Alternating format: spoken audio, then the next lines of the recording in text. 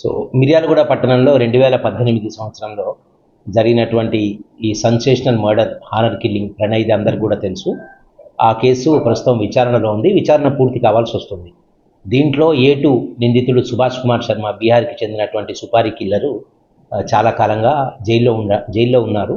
ఇతనికి గతంలో 2 సార్లు బెయిల్ గురించి ప్రయత్నాలు జరిగితే పోలీస్ శాఖ తరఫున మేము దాన్ని గట్టిగా వ్యతిరేకించడం జరిగింది. ఎందుకంటే ఇతను బయటకు వస్తే సాక్షులకి రక్షణ లేదని, సాక్షులు భయపడతారు, ఇతను బెదిరిస్తాడనే దాంతో గౌరవ కోర్టు వారు దాన్ని మాకు మన్నించి బెయిల్ ప్రపోజల్ రద్దు చేయడం జరిగింది. నవంబర్ 24 లాస్ట్ ఇయర్ 24న నవంబర్లో ఇతనికి సుభాష్ కుమార్ శర్మకి గౌరవ హైకోర్టు వారు కొన్ని కండిషన్స్ మధ్య బెయిల్ ఇచ్చి మీరు నల్గొండ జిల్లా honourable special court for SC and ST trials అక్కడ ష్యూరిటీస్ ప్రొడ్యూస్ చేసుకోమని అతనికి ఆర్డర్ ఇవ్వడం జరిగింది.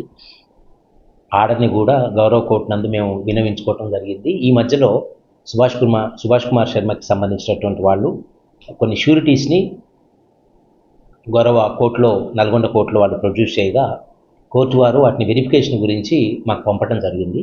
సో ఈ వెరిఫికేషన్ సందర్భంలో మాడుగులపల్లి ఎస్ఐ గారు, వేములపల్లి ఎస్ఐ గారు, రూరల్ సిఐ గారి ఆధ్వర్యంలో ఈ ష్యూరిటీస్ వెరిఫికేషన్ చేసే క్రమంలో ఆ ష్యూరిటీ పేపర్స్ మీద కొంచెం మాకు అనుమానం వచ్చి కొంచెం లోతుగా విచారిస్తే ఆ ష్యూరిటీ పేపర్లు ఫేక్ అని, అక్కడ గ్రామ పంచాయతీ నుంచి ఇష్యూ అయినవి కావని, పాములపాడు గ్రామ పంచాయతీ పేరు మీద ఉన్నటువంటి సర్టిఫికేట్స్ అవి తెలిసి ఇంకొంచెం లోతుగా వెళ్ళటం జరిగింది. ఆ విషయంలో గౌరవ జిల్లా ఎస్పీ గారి ఆదేశాల మేరకు అవి ఫేక్ అని తెలిసిన తర్వాత ఒక కేసు నమోదు చేసి దాని మీద ఫోర్జరీ కేసు వెళ్తే దాంట్లో ఒక 3 నిందితులు, వీరు దీంట్లో 2 పాములపాడు మండలానికి చెందిన వాళ్ళు, ఒకళ్ళు కేతేపల్లి మండలానికి చెందిన వాళ్ళు, 3 నిందితులు ఈ ఫేక్ ష్యూరిటీస్ తయారు చేసి గౌరవ కోర్టుని మోసగించి ఈ నిందితుడికి బెయిల్ పెట్టేటటువంటి ఉద్దేశంతో వీటిని కోర్టు ముందు ప్రొడ్యూస్ చేసినట్టుగా తేలింది. దాంట్లో ఈ ఫోర్జరీ కేసులో ఆ 3 నిందితులను కూడా ఈరోజు మీడియా ముందు ప్రవేశపెట్టడం జరిగింది.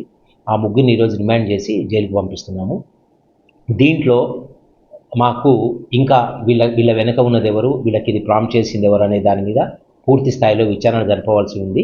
సో వాళ్ళని కస్టడీలోకి తీసుకొని ఈ విషయంలో కంప్లీట్గా in depth we need to investigate that case. Thank you. దీంట్లో 3వ నిందితుడైన వంగాల సైదులు, ఇతను కేతేపల్లి మండలానికి చెందినటువంటి వ్యక్తి.